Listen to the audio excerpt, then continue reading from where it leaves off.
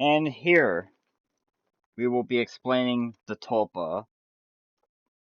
Now, unlike a daemon, which is a thought experiment, which I guess possesses abilities different from the host, a tulpa is like that, with form and all, but sentient. If you don't know what a daemon is, a tulpa has a form and a cognito, which I explained it in the last episode. The form is merely a vessel, like your own body. The cognito is the thing that controls the form. Now, if you were to create a tulpa, under the theory, you create another cognito inside of your brain. That cognito is stored separately from the original cognito, and at the very beginning, they connect with each other instantly. They're synchronized, but later, it learns to grow apart. Now, the cognito for the tulpa will control the tulpa's form should they ever have one. Albeit, even without a form, the cognito can still direct the tulpa, just in a different way, through voice. Now, a tulpa cognito should sound like a voice instead of a head. I'm not too sure about this yet, as I have not really gotten that far, but I know just enough to make a video on this. In time, when I get my tulpa and progress through this experiment, I'll be able to go and keep you guys updated. Until then, we will have to rely on what I believe are highly accurate theories, as I have done countless research over in the past year.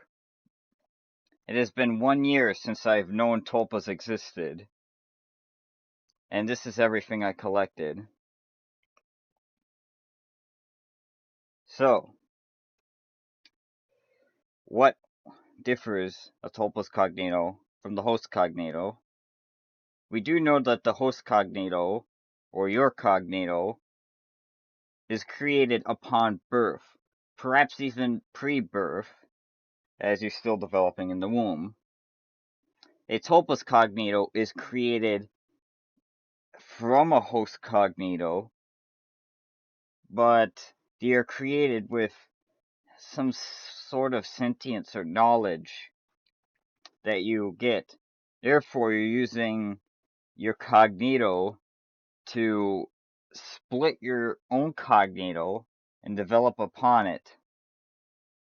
Or perhaps it is something but mere hallucination, or something that's a derivative of the Tulpa effect, which anything that you believe eventually becomes true. Of course, belief has to be strong, or you may have a difficult time trying to do it. In some way, you have to believe in order to grow a tulpa. And whilst my belief is not the strongest, I still have high hopes. So, just to recap, a tulpa is a sentient being inside of your head. They can have forms, they can have voices, and it's like an imaginary friend, in fact precisely as so, apart from the fact of sentience. Early tulpas will get used to their forms. More advanced tulpas will learn possession of the host body, switching cognitos with the host, which may be temporary or even permanently, depending on host intentions. And they should be able to stay as long as the host desires, which more often than not should be indefinitely, with the strong and everlasting bond shared between the host and the tulpa.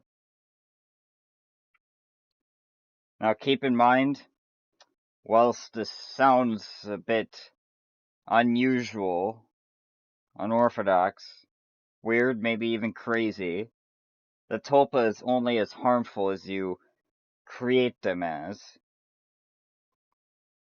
Now, of course, there's deviation, but no deviation should be as strong as it inflicts harm upon the host. A tulpa should know that harming the host harms themselves as well, and they should be able to refrain from such behavior.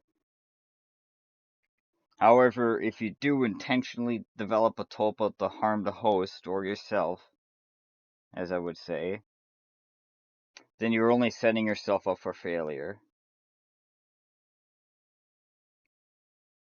But this will be all.